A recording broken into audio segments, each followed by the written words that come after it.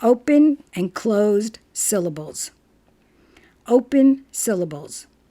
When a syllable ends with a vowel, the syllable is open, not closed by a consonant, and the vowel is usually long. Closed syllables.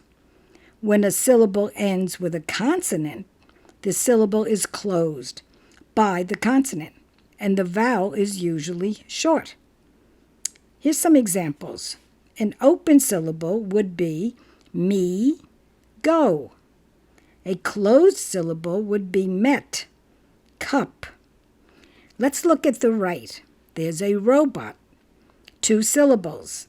The first syllable ends with a vowel, so it's long, row.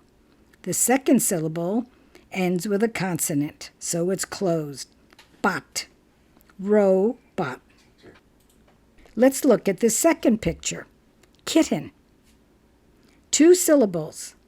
The first syllable ends with a T, that's a consonant, so it's a closed syllable, and therefore the I is short, kit.